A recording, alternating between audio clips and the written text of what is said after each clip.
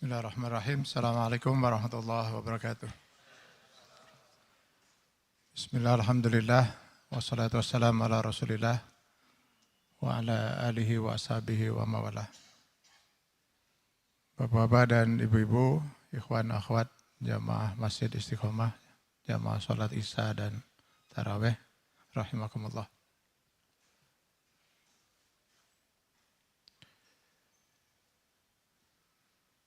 Di dalam Quran surah Ali Imran ayat 18, Allah Subhanahu wa taala berfirman, A'udzubillahi minasyaitonir rajim. Syahidallahu annahu la ilaha illa huwa wal malaikatu wa ulul ilm qa'iman bil qist. Allah bersahadat bahwasanya tidak ada Tuhan kecuali Dia.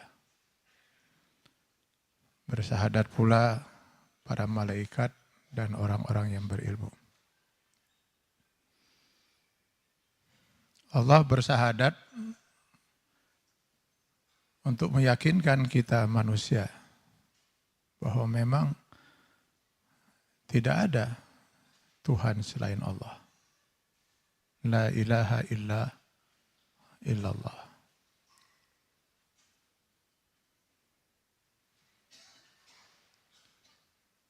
Karenanya luar biasa Allah murka ketika manusia makhluk ciptaannya itu lalu meyakini Tuhan lain selain Allah. Atau menganggap ada ilah Tuhan lain selain Allah, musyrik.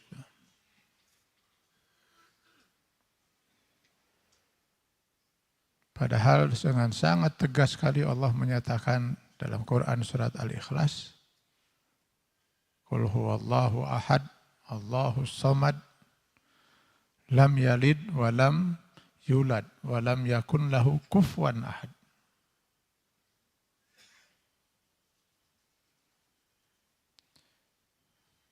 Di mana pada prinsipnya para ulama menyatakan tauhidullah itu tidak cukup hanya dengan seorang mengesahkan Allah dari segi zatnya saja. Tapi juga dia harus mengesahkan Allah dari segala sifat-sifatnya dan juga mengesahkan Allah dari segi aturan dan hukumnya.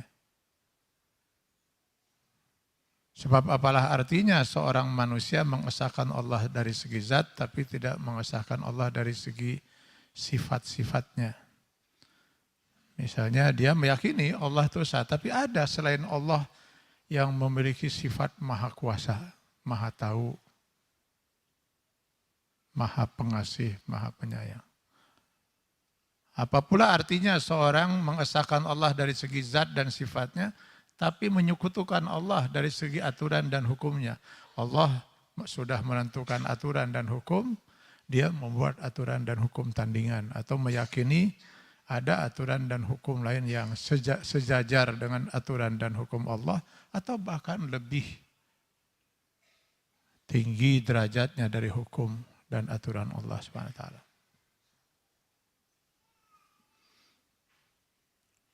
Saya kalau sudah bicara masalah kemusyrikan ini,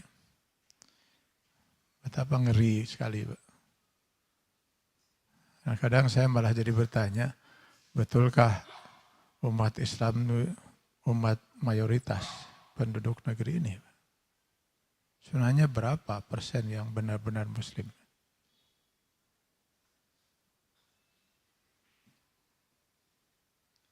Sebelum ke sana, coba mari kita lihat nasihat Luqman pada anaknya yang diabadikan oleh Allah dalam Al-Quran dalam surah Luqman.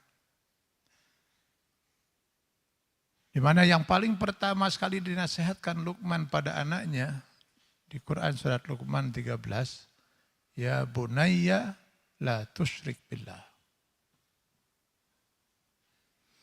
Wahai anakku, jangan sekali-kali kamu menyekutukan Allah. Inna syirka la zulmun azim, karena perbuatan menyekutukan Allah itu adalah kezaliman yang sangat besar. Zalim itu menempatkan sesuatu pada tempat yang tidak benar.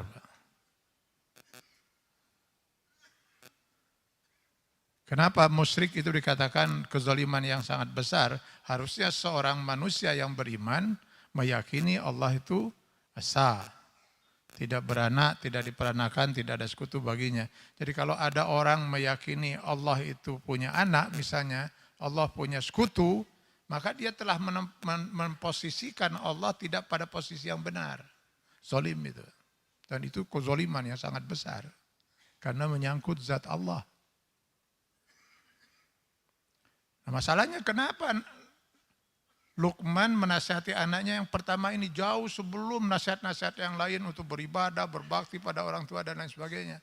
Sebab tidak ada artinya semua ibadah manusia kalau seorang manusia sudah terjerumus dalam kemusyrikan.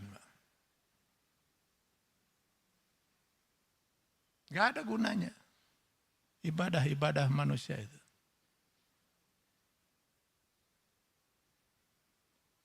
Rasulullah SAW di dalam sebuah hadis sampai menyatakan begini, andai kata ada seorang manusia mati membawa kemusyrikan sebesar zarah, zarah itu mungkin kita sebut atom lah, sesuatu yang saking kecilnya tidak bisa dilihat oleh mata telanjang, harus mempergunakan mikroskop.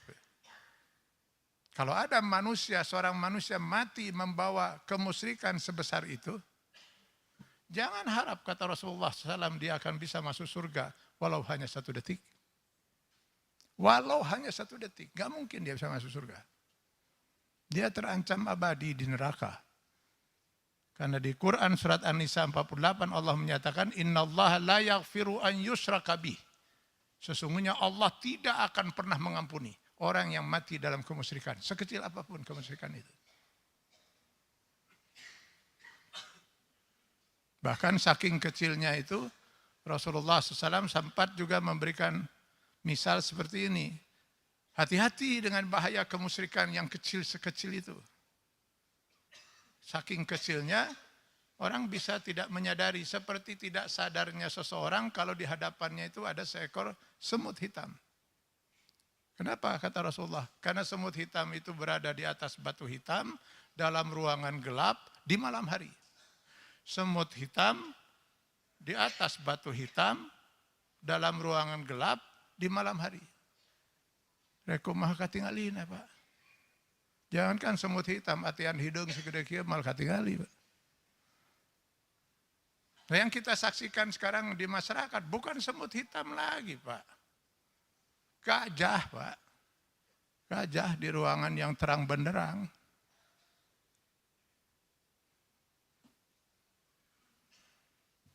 Sekarang kita pelajari dari Al-Quran. Kapan sebenarnya kemusyrikan itu terjadi, Pak? Pertama kali manusia itu musyrik.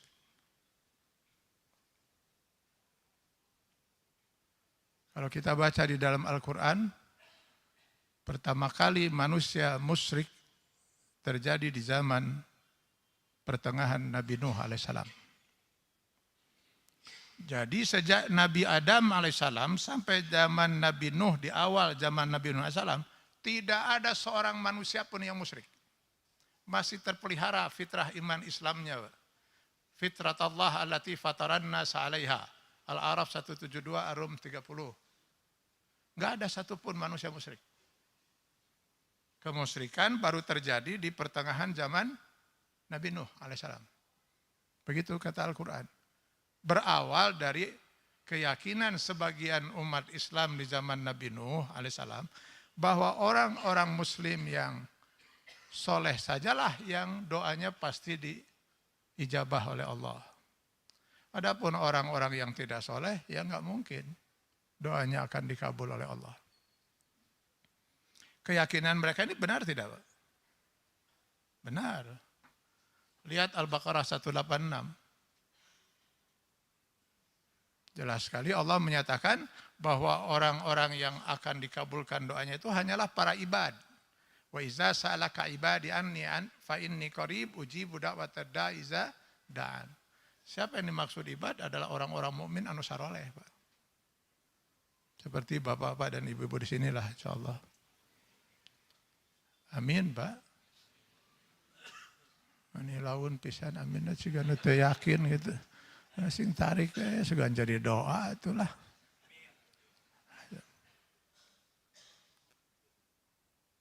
Jadi orang-orang yang tidak soleh, ya nggak mungkin doanya dikabul. Nah ini masalahnya sekarang ada orang-orang yang tidak soleh dan dia sangat menikmati kehidupan dia yang tidak soleh itu. Kehidupan dia yang penuh maksiat itu. Tapi dia tidak mau berusaha untuk menjadi orang soleh, Pak.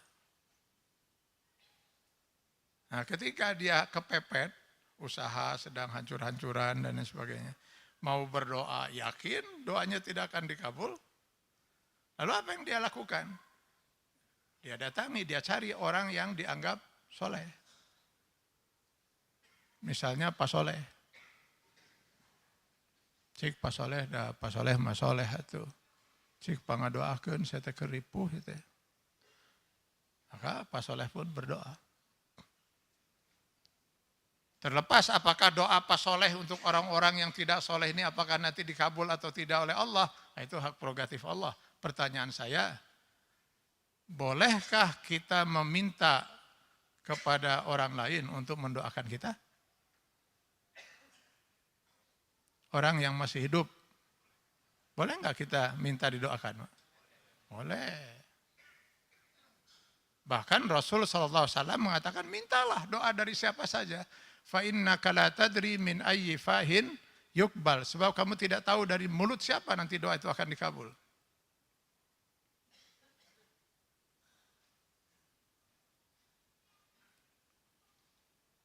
Yang penting dia harus muslim. Sebab kalau orang kafir berdoa pada siapa dia? Ini kebanyakan di masyarakat kalau minta didoakan itu selalu minta ke kiai, ustadz, ulama. Ya boleh-boleh saja, asal kiainya muslim. Yang penting mah kudu muslim. Emangnya ada gitu kiai yang bukan muslim? Ada Pak. Kalau enggak banyak ya minimal ada.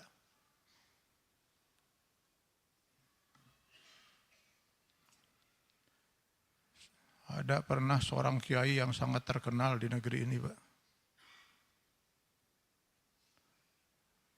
Waktu yang bersangkutan meninggal dunia, paling tidak saya mengharamkan diri saya untuk menyolatkan dan mendoakan. Saya yakin yang bersangkutan itu boro-boro kiai, muslim aja enggak, Pak. Tapi saya saksikan banyak sekali orang menyolatkan itu. Malah ada yang menganggap wali segala macam. Bagaimana dia kiai, Pak? Sampai meninggalnya saya enggak mendengar dia tobat dan masuk Islam lagi. Dia pernah mengusulkan agar Quran surat Al-Baqarah 120 dibuang dari Al-Quran. Karena dianggap ayat itu telah menyebabkan sebagian umat Islam tidak bisa toleran terhadap agama lain. Dia pernah menyatakan Al-Quran adalah kitab suci yang paling porno. Dia pernah juga dulu ketika rame umat Islam menuntut agar sekolah-sekolah Kristen itu menyediakan guru agama Islam untuk siswa-siswi yang muslim. Maka pihak sekolah-sekolah Kristen menolak. Alasannya katanya berarti kami harus mengeluarkan dana lagi gitu. Padahal mungkin kalau soal dana apalah susahnya seorang guru muslim dihadirkan. Tapi kan sekolah-sekolah Kristen itu tidak sedikit yang menjadi ajang pemurtadan kan. Maka sang kiai membela mereka bahwa tidak perlu guru agama Islam dihadirkan. Nanti katanya saya akan nasihati umat Islam. Nah, suatu ketika di depan para pendeta dari dalam dan luar negeri dan 5.000-an kurang lebih umat Kristiani, dia berpidato meminta maaf bahwa dia tidak berhasil menyadarkan umat Islam. Tetap kekeh katanya umat Islam itu menuntut itu. Karena itu kepada para pendeta kami minta agar mendoakan agar umat Islam yang sesat itu disadarkan. Umat Islam sesat hingga perlu disadarkan oleh doa para pendeta. Maknya kiai, Pak.